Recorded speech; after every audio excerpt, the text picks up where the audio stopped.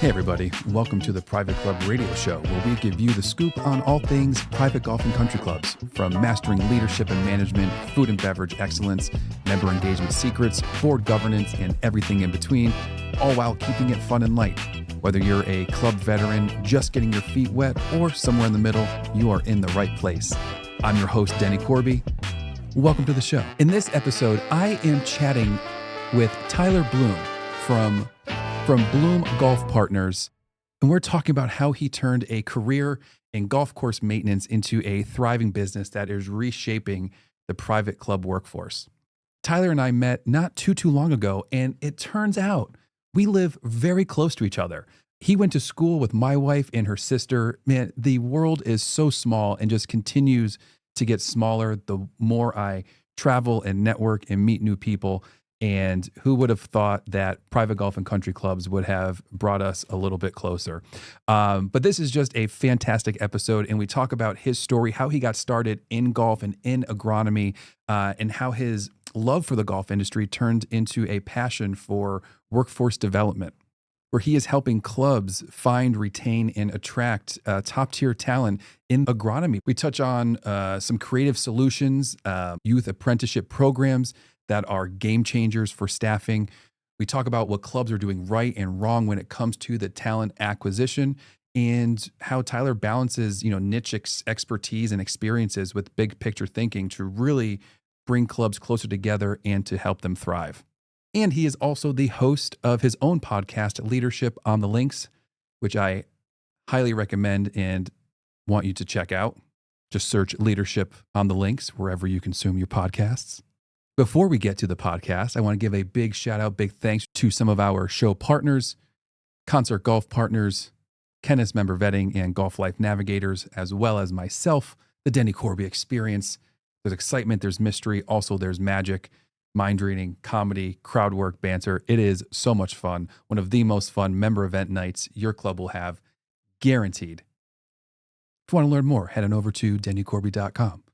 But right now, Private Club Radio listeners, let's welcome to the show my friend and soon to be yours, Tyler Bloom. And then we're going to Miami next Wednesday for the Orange Bowl, and who knows, maybe going to Atlanta for the national championship. Oh snap! You're hitting everything. Yeah. Well, you only live once, right? That's true. And if you're a Penn State fan, this only comes around once every 30 years. So yeah, I don't follow college football, so we're nuts about college football. Oh, I know. Our mutual friend Tom Wallace and I have been going back and forth, like texting about Buckeyes, Penn State, and I texted him last night. I said, dude, if both teams win, we're going to Atlanta and we're getting tickets and we're going together. You guys should have like face paint, go like be like the polar opposites, and just have like a fake battle to try to get oh my God, you guys should do like a fake fight, go viral. Oh yeah. Oh yeah. Well, we'll have it'll be the KKW Ohio State brand versus the Penn State TB brand. What was your background? When I was 15, I first started working at our local private club, Berwick Golf Club, and I was hired in the bag room, up with the pro shop. I didn't even make it a day, and the golf professional said, "I don't think this is the right spot for you. I think you should go down to the maintenance building." Now, was it because you talked too much, or was what was the were you what gets you kicked out of there? Well, I don't know. It was the biggest mistake they ever made, I guess. But I'm not quite sure. I'm looking back and just thinking I didn't fit the culture, didn't fit the team. I don't know. I mean, the first day, I showed up. Yeah. It's not like I didn't show up. So I don't know. It's a mystery that someday I'll have to figure out what it was. But it's ironic that now I'm a it's a small private club. It's nothing, as you know, in Northeast PA, it's nothing. We're not paying $100,000 initiation fees or anything, but it's funny. It's full circle because now I play there. I'm a member, and it's just such a cool thing to sort of have those nostalgic moments of man, this is where my career started. And, I'm still in the golf industry in a totally different capacity, but I came I came up through the golf course superintendent ranks. Was fortunate. I went to Penn State, got a 4-year degree in turfgrass science, which is still interesting. Most of my friends outside of the industry are blown away that you can go to a college to learn how to grow grass for a living, and then was blessed. The Penn State network is kind of a saying is that the sun never sets on a Penn State graduate, turfgrass graduate, because we're all over the world. And, the networking that you get and exposure at that stage in my career really influenced me. I was fortunate. My first internship was at Marion Golf Club, 2006. And it was a shell shock going from Berwick Golf Club, rural Pennsylvania, to the bright lights of the top 5 club in the country.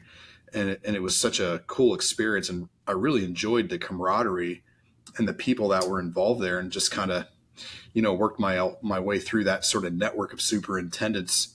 Was at Southern Hills for an internship when Tiger Woods won the PGA Championship. So that was pretty cool.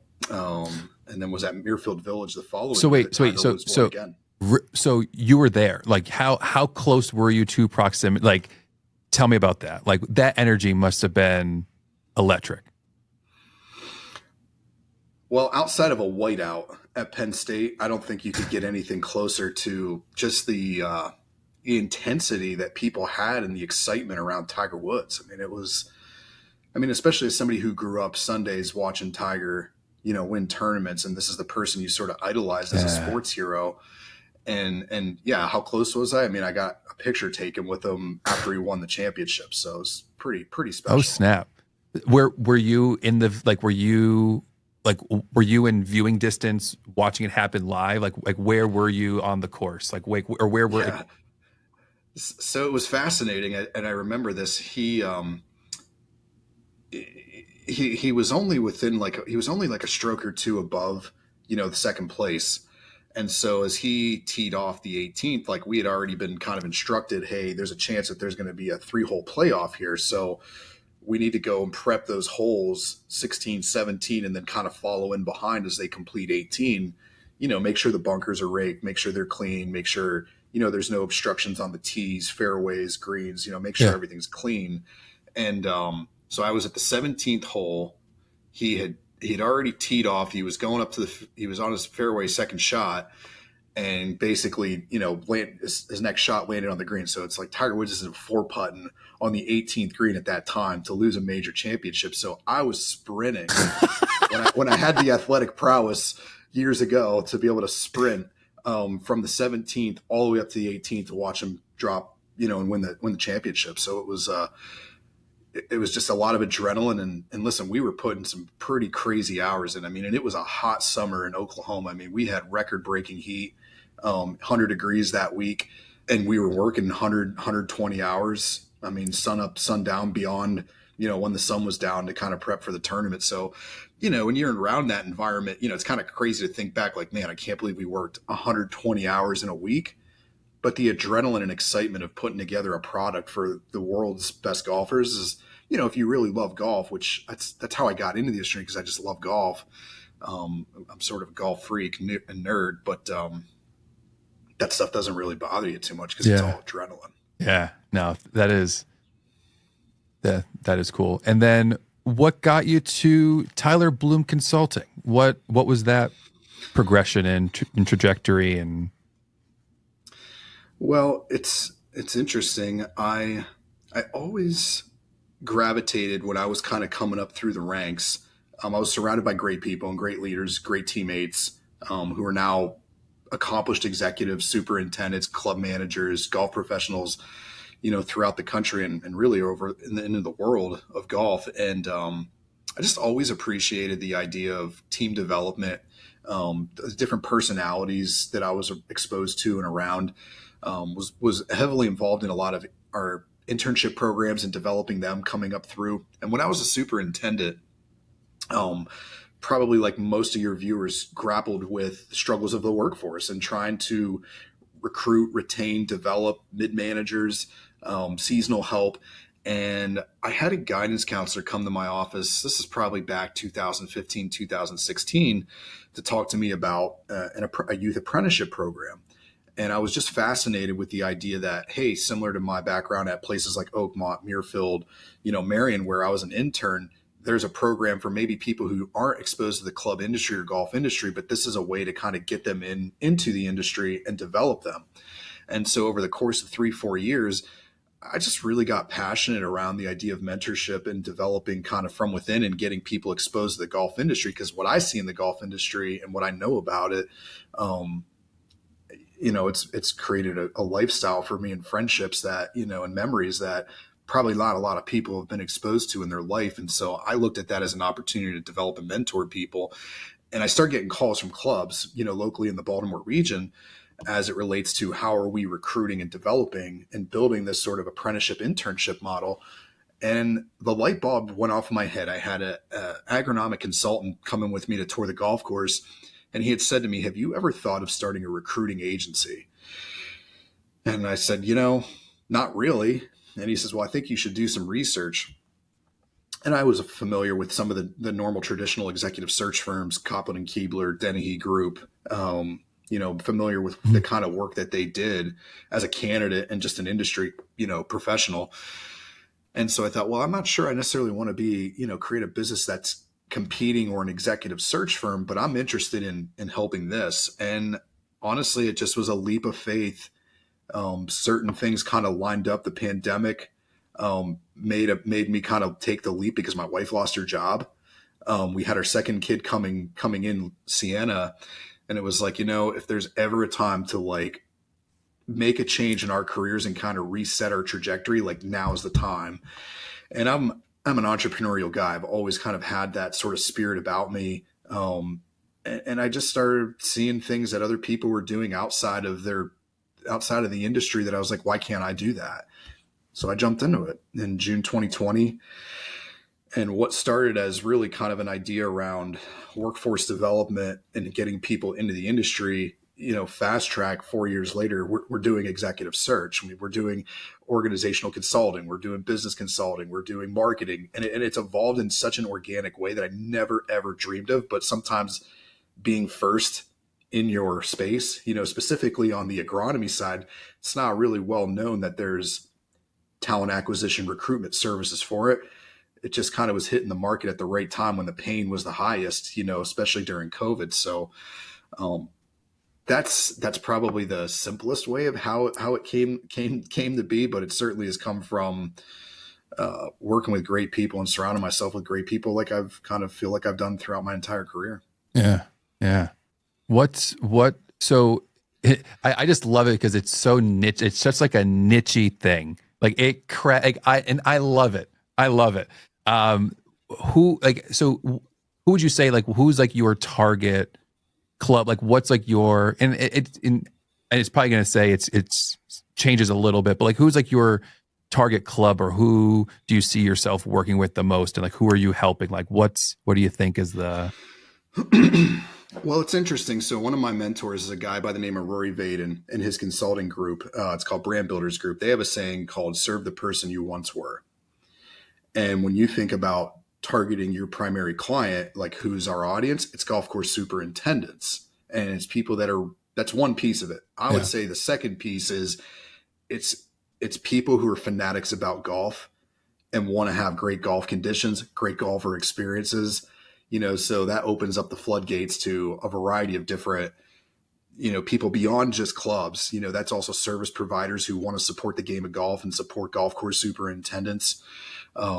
That's people that are startup owners of building and owners that have golf courses, right? So it's kind of interesting how I'm not sure I'd put it into one box, but to me, those two criteria is number one, we serve the golf course superintendent's profession and trying to grow, awareness around what golf course superintendents do and the careers of superintendents. And then also, the people that really are fanatics about golf courses, conditioning, and golfer experiences. So those are kind of two key criteria for us. I don't know if we primarily work with private clubs, but it seems it's kind of morphed. It's not just, I wouldn't say that we just settle into the private club world. We just got to we just picked up a couple searches with a technology company that serves golf course superintendents, right? So there's sometimes these offshoot sort of opportunities that come by. A few years ago, actually, when I started, never, ever thought this would happen. I got a call from Central Park Conservancy up in New York. Yeah. And they were looking for a turf manager for the grounds at Central Park. And so we recruited in that project, and that opened up a whole different sector, of businesses and parks and recreation that I never ever would have thought of. Let's talk about even getting nichier. That's bonkers. Do you have any like tips for people getting into the agronomy space? Well, it's interesting. Like, I think most people that I have interacted with beyond just the agronomy side have kind of fell into it. It wasn't like they were 15 years old and said, "Hey, I love grass.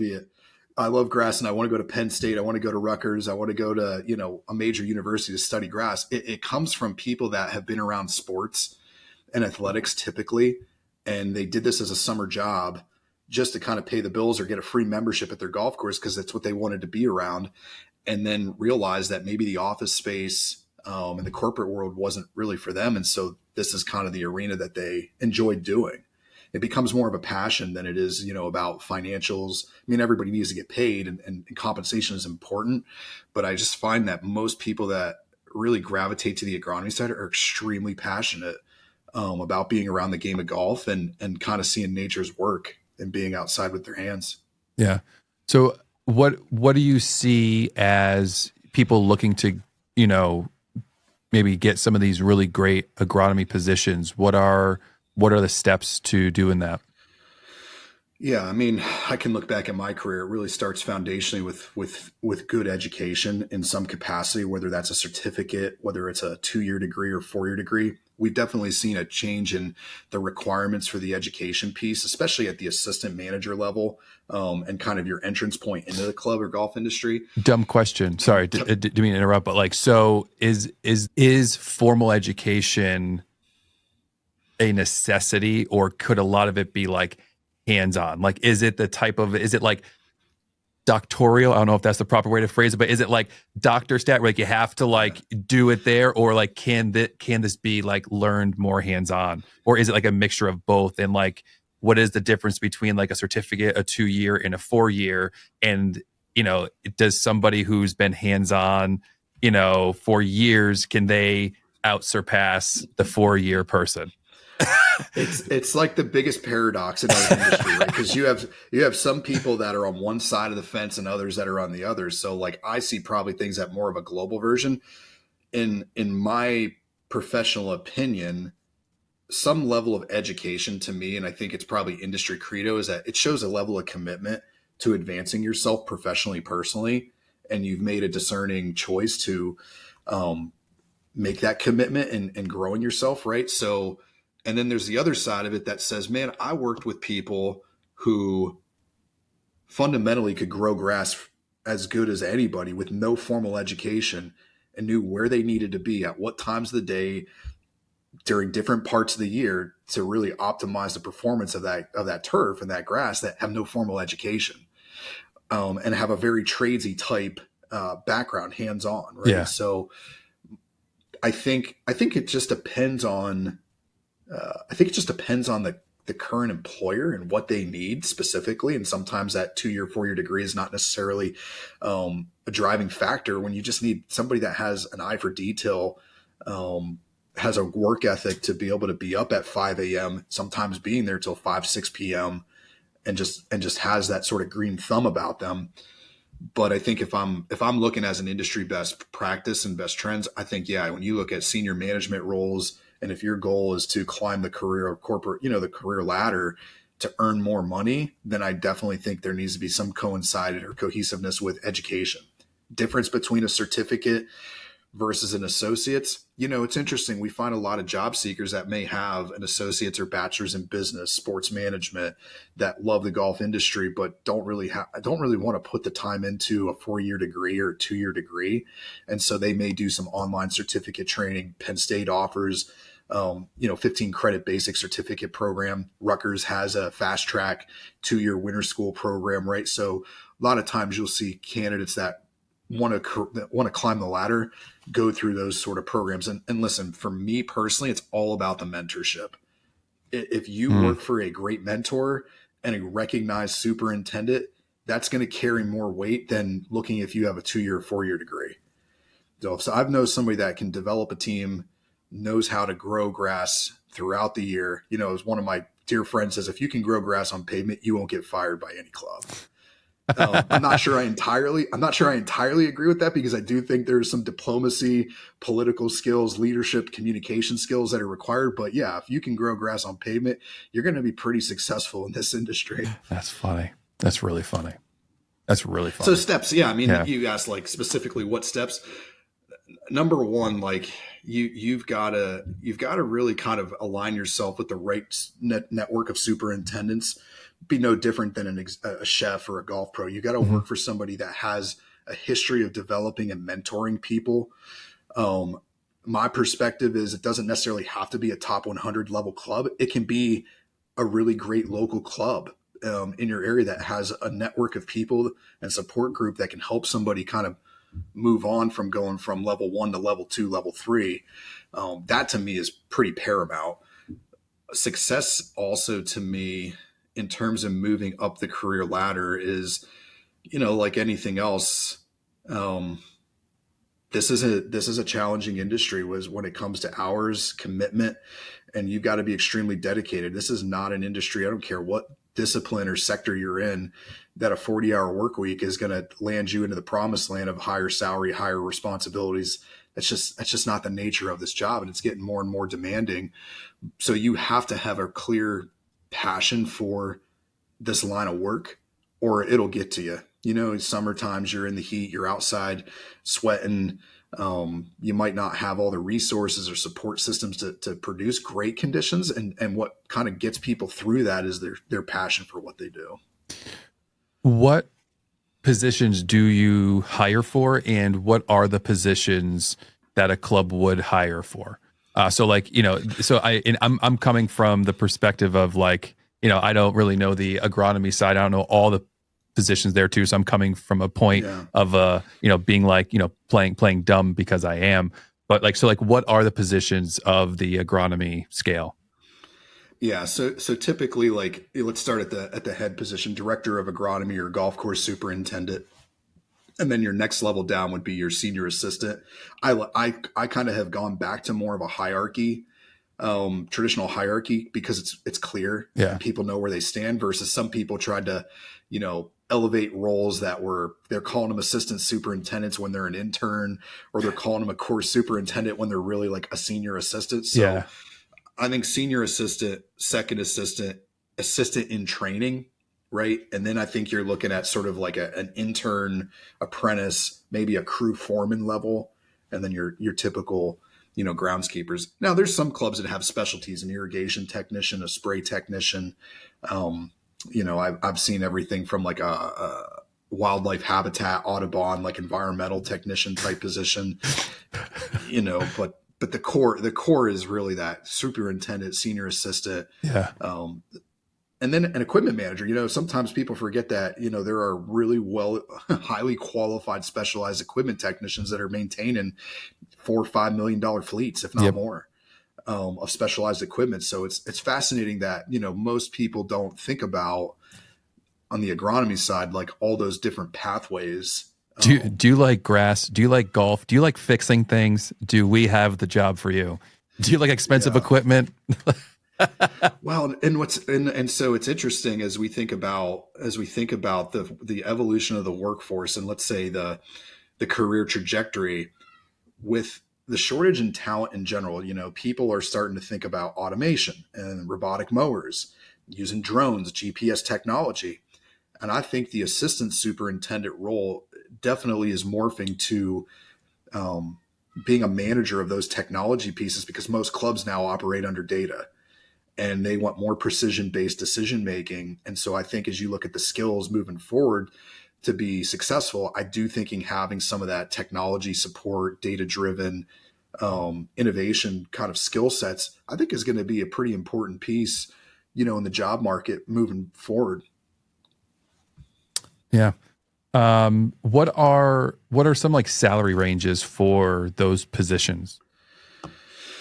Well, and I'm sure that's across the board. I'm sure that, and you can say loosely, whatever, but because I'm sure every club, every state, every county, every place is different. But yeah, it's interesting. We just did a national study that'll be released here in a couple weeks, and 77% of working Americans don't know that you can make over $100,000 in the agronomy sector, and that's become, from my observation, a pretty consistent standard at the senior management, not just the superintendent, but the senior assistant role. That it's not uncommon now that somebody could be making $100,000 as an assistant with a 2-year, 4-year degree. And we've seen that range, of director positions anywhere all the way up to I've filled a position that paid over $600,000. So it's pretty crazy the way the world is working right now, specifically in this industry, is compensation. But traditionally, I think when you look at an assistant role, somebody coming out of college, they're probably making somewhere between 60, 70,000 in some locations of the country, 75 plus housing. You're seeing a lot that being offered at a lot of metro markets, whether it's New York, LA, West Palm Beach. It's crazy to think about. It's almost like a necessity or a requirement for employment now to offer housing. Yeah. Yeah. Mechanics, 100,000. I personally wouldn't take on an equipment manager search if it was paying anything less than 90,000, because I just think for that level of skilled position, that's what you're going to pay in another industry for a qualified mechanic. Well, and if you're managing a fleet, even if it's $1 million fleet, I feel like paying 10% is not crazy to keep it maintained. You would think that, but I think probably similar to the other sectors is that there has been a big awareness around paying people for what they're worth, because you're going to lose them to other industries if you don't. Yeah, you have the board members. Well, I fixed my John Deere by myself. Well, I ain't gonna fit to pay this hooligan. I don't know why I gave him that accent, but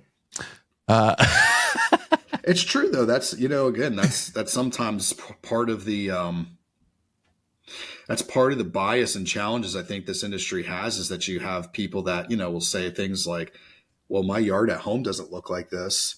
Why are we brown here and we're spending all this money? Why is our golf course, looking like this? Because you've got these armchair agronomists that think that they know better than their superintendent, who's professionally trained, educated.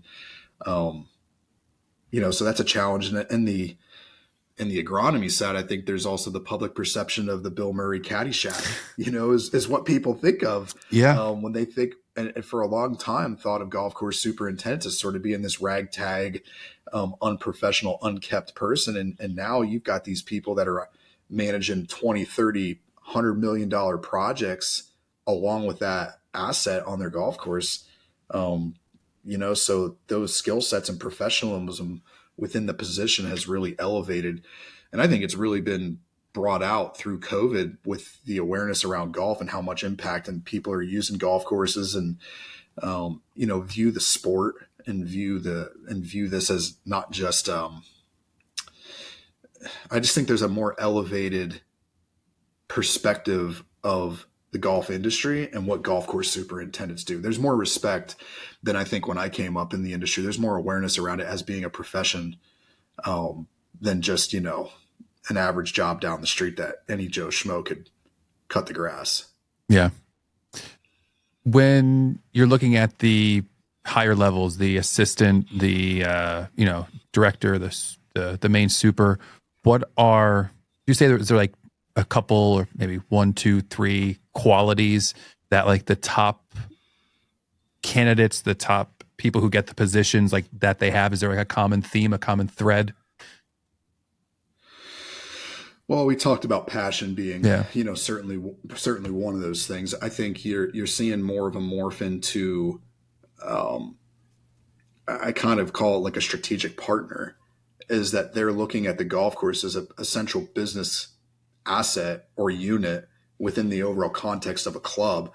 So I think having that sort of business acumen is really important. And by that, are you meaning like they're kind of coming ready and expecting or willing to put in a plan going, okay, here's where it's at, here's where it's going to be. We're going to have to, we already have X amount of deferred maintenance, like looking at stuff like, do you mean like looking at it from that point of view and being like, okay, here's Correct. Where we're at, here's what we need, not just like, okay, we're going to be good for another year. Okay. Yeah, there's much more of a analytical view, with tracking performance of green speeds, firmness, moisture, water conservation, right? And so having a person that takes that sort of ownership, like it's theirs, is I think a really critical skill. I think you see as you see with talking with other people in this industry, clubs are changing rapidly in terms of member expectations. So having somebody that has a global perspective, that they're part of a team, within the club, I think is obviously an attractive trait that every general manager, every club president, every board's looking for, in their next leader in the agronomy area. Man, they've got to be observational. I hinted on that earlier, is that you have to know your property like it's your own kid. I always used to joke, like I had 18 kids and I knew at different points of the year what they needed, why they needed it, what their pain points were, and you have to nurture and care for that. And that requires a significant amount of dedication. And you've also got to be able to inspire people to have that same passion and attention to detail within your team. And I think most clubs and committees we've worked with on superintendent searches, the issues are never really this catastrophic turf loss, right? It's not because greens are dead. It's not because of agronomic related issues. It's typically low hanging fruit. Tee markers aren't set properly. Pin positions aren't set properly. There's trash on the golf course. The fine details on the peripherals of the golf course are unkept, right? It's those things that the average golfer drives by every day and gets annoyed with that really, I think, separates the good from great superintendents and the teams that have that sort of high attention to detail. Yeah. Yeah. No, yeah. I get that 100%. It's fascinating. I mean, when I first started doing superintendent searches, I was waiting for this like big aha moment when you'd go tour a golf course with a committee to say, oh man, number 5 green is in pretty rough shape. That's why they made the decision. And you'd kind of go through these golf course tours with the committees. And I like to do that because I think it's important to really kind of listen and observe what they're observing as their pain points, so you can kind of delineate what's going to be important in the skills and experiences that next person has. And again, the majority of what I see isn't this overwhelming one or two big things. It's all the little details that just like nick at people every single day. Yeah. Huh. And then do you have like a third thing? Oh, sorry. Oh, no. It was good. It was my like brain. You said 1, 2. I was like, oh, let's get let's squeeze one more.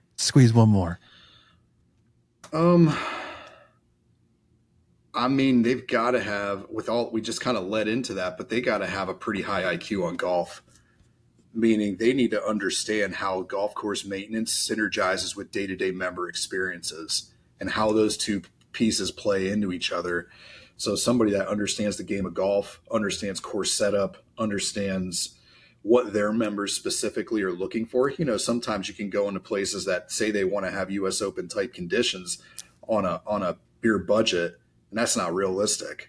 So somebody that's pragmatic about how they're going to game plan and how they're going to enforce day-to-day standards that coincides with what that membership skill set is. There are some facilities that you may have majority of membership is single digit handicaps, but I would say 95% of the country, that's not the case. Most clubs have an average membership gin of maybe 15 to 20.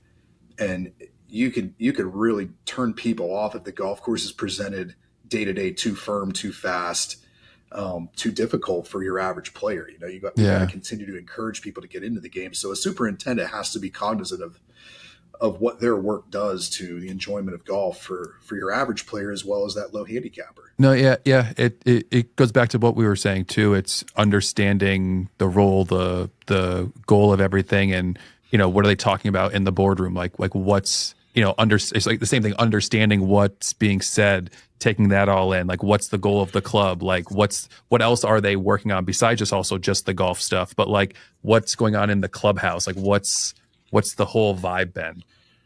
One other thing too, it's funny as we were just kind of workshopping through this a little bit, is you also need a superintendent who's not afraid to put their foot down and say no.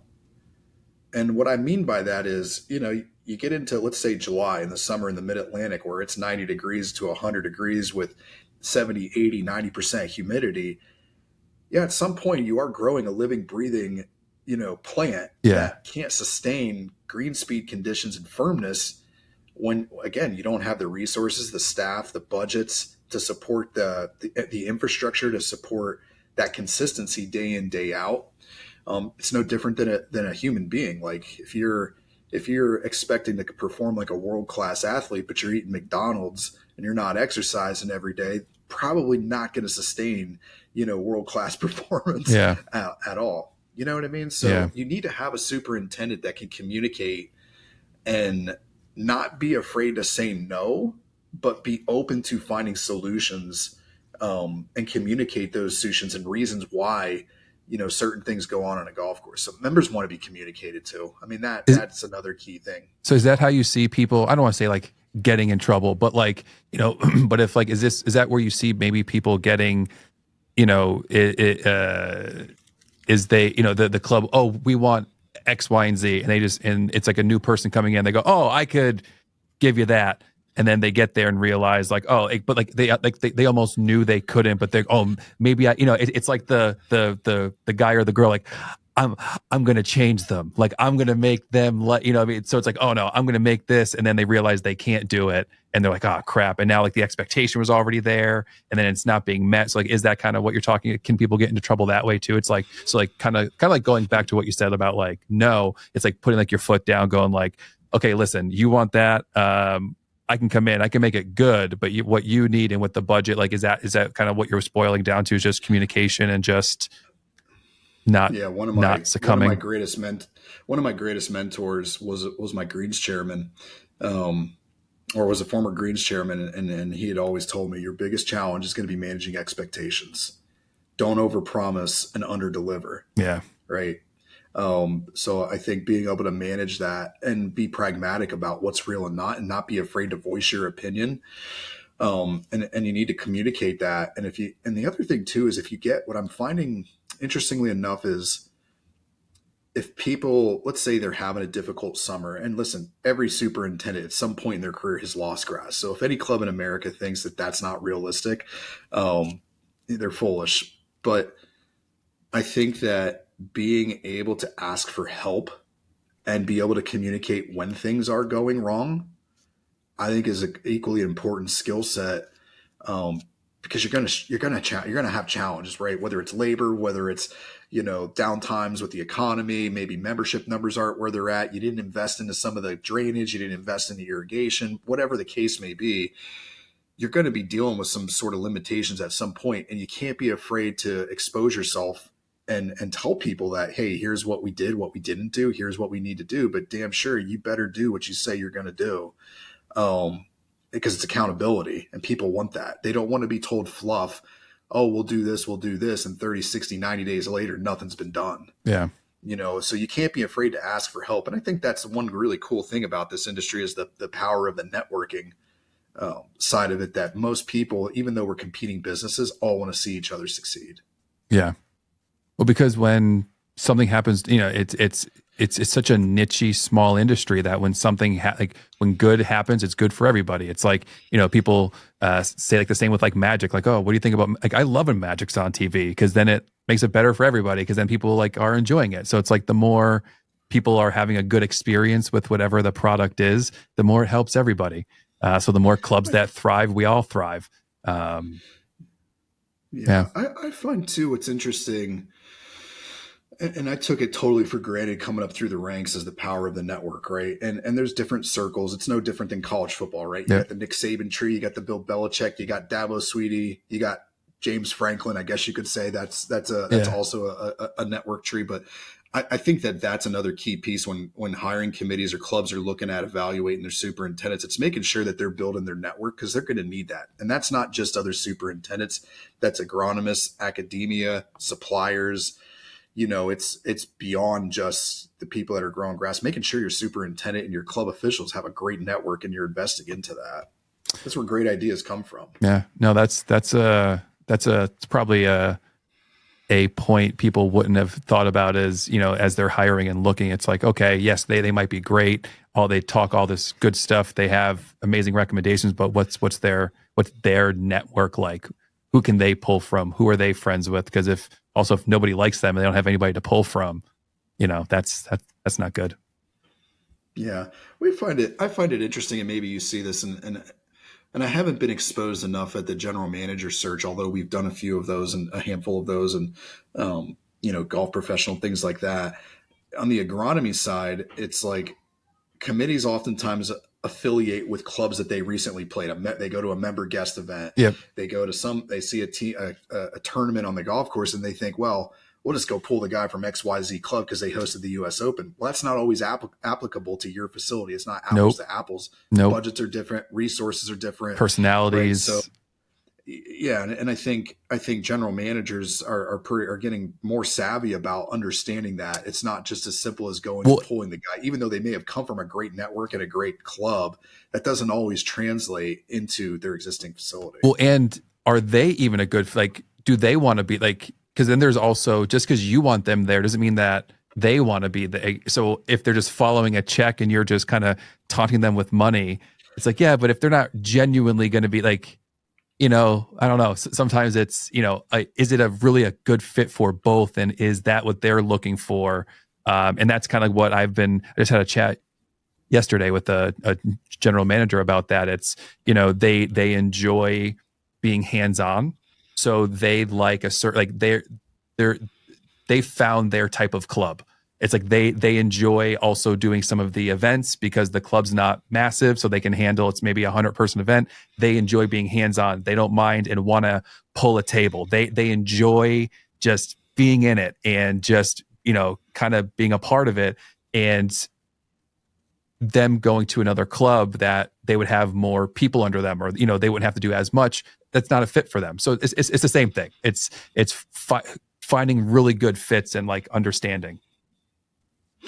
I find it so, again, fascinating that I joke with a lot of my peers and friends that when I was a superintendent, I couldn't get our greens chairman, couldn't get our board to approve, some simple little improvements. Yeah. I go to some of the most recognized, reputable facilities in the world, and we'll have conversations like this. I'm like, oh, I'm going to implement what Tyler said. And I'm like, how does it work that I go to these places and they accept my feedback, and yet go to, in my own current previous role, I had to fight tooth and nail to get, the basic needs of the operation, and couldn't move the needle. But it's fascinating in that one thing that we try to do when we work with any club, no matter if it's a superintendent's job and an assistant's job, is really be honest about who they are as a company, what their reputation is in the market, because that may impede or also, could accelerate a search process depending on the reputation of that club. Sometimes members aren't exposed to that. They're exposed to just day-to-day things and maybe overlook some of the culture aspects, reputation in the market, how they've treated employees. And I think it's important for us to be really clear on that. And you gotta cipher through or sift through the BS and what's real. Not everything that you hear in the industry is true, and what's all bad isn't bad, and what's all good isn't good. Try to find somewhere in the middle, but give people at least a benchmark of, here's where you're at, where do you want to go, and here's sort of what we would prescribe as those next steps and the kind of candidates you should be looking at that can help you go from point A to point Z. Yeah. You also have a podcast, Leadership on the Links. Tell us about that. It's I thought I had a niche show here on Private Club Radio, but Leadership on the Links takes it to a nichier level. Yeah. So I'll tell you, this was probably 2 years ago.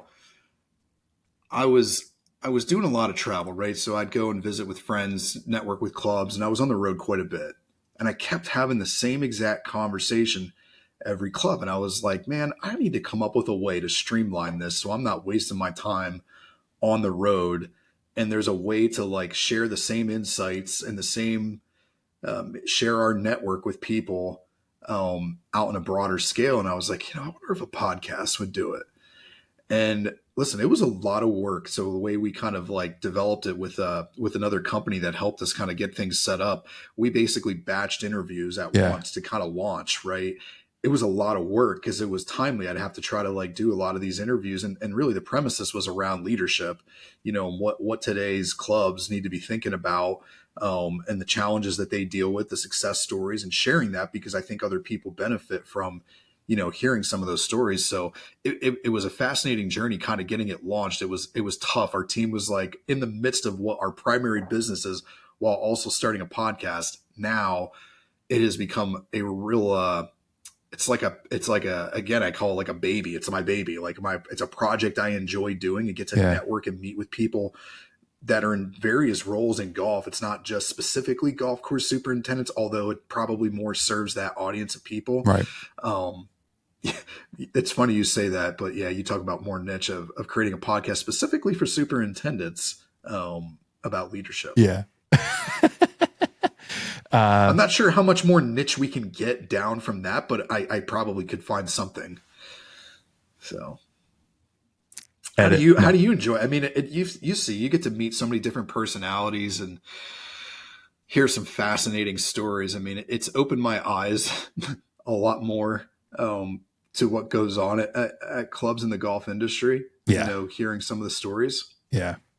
I probably, it's one of those, I was just talking to somebody. I'm like, I almost want to like apply as like a general manager to some of just to see, like at this point, I just want to see if I could, like, I almost want to do, I was thinking about like applying to like one of like the KKWs just to see, just to hit submit and just to see how long it takes to get a text from Tom Wallace.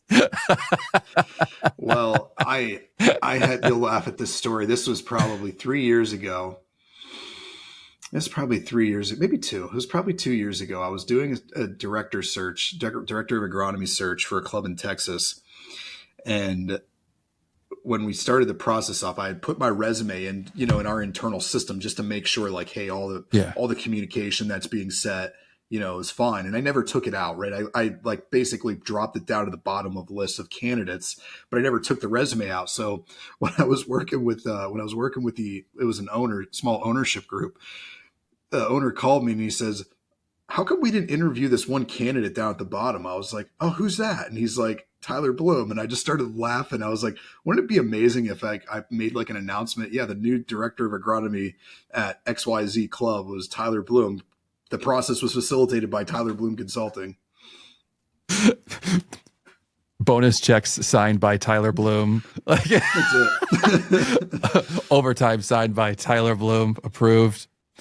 I pinch myself though, like to your point though, like I look back at all the things that I've learned networking with people here over the last few years. I'd be a much better superintendent today, would be much more focused, efficient, effective.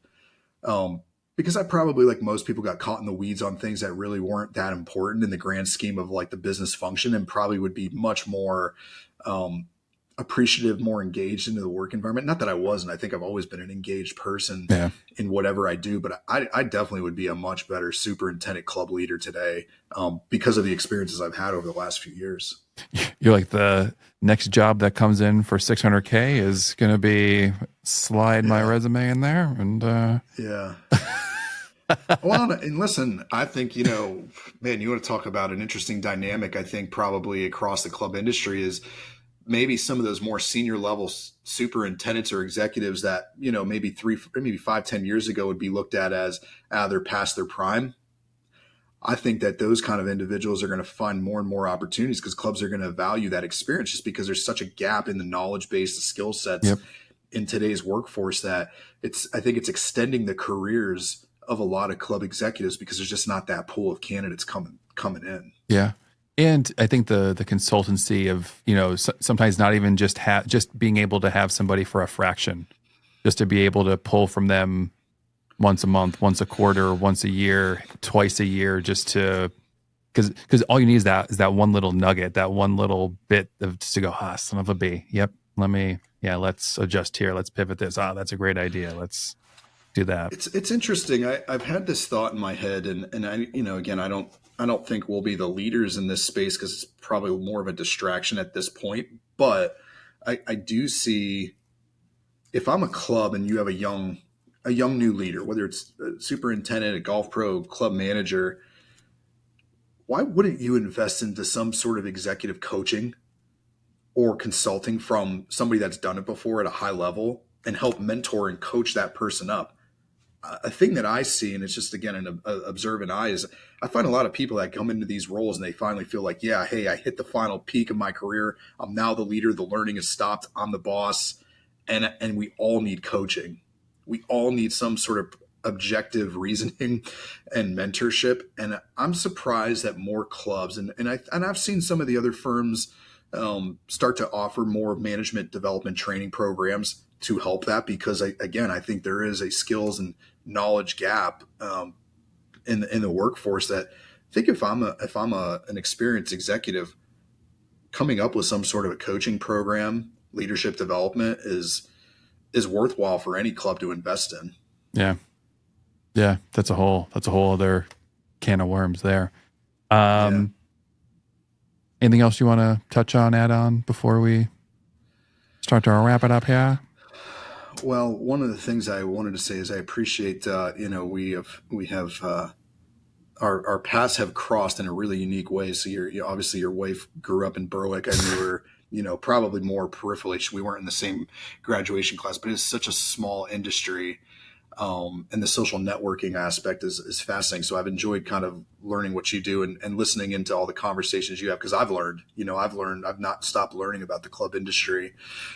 Even though we specialize more in the golf course superintendent side, I just enjoy learning what is happening and the dynamics around clubs is such a fascinating social, experience or experiment. So yeah. I think, from us, we've got a pretty fun study that's coming out. It's Workforce Trends in Golf. We partnered with a national research firm called the Center for Generational Kinetics. And the whole premise around it was to explore why average working Americans would or would not be interested in careers at golf courses. And this is interesting. I'm curious what do you think were the top reasons, 2 or 3 reasons why people wouldn't consider a career in golf? Pay. Can you ask me that question again, but in the tone of Steve Harvey, and we could pretend like we're playing Family Feud? No. I would say I'm not that quick-witted or that good. Pay, knowledge, experience, like the understanding of it, and I would say having to work outside weather conditions. But I was watching your face, and I think I'm off on all 3. So tell me I'm wrong. You're saying what everybody and what I would have thought of, right? Yeah. I would have thought of those same or similar type things. The top 3 factors why people would not consider, or what would prevent them from taking or considering a job: they've never been to a golf course, don't know much about golf or golf courses, and they're not sure how much they pay. That's like nothing to do with 2 out of 3. Nothing.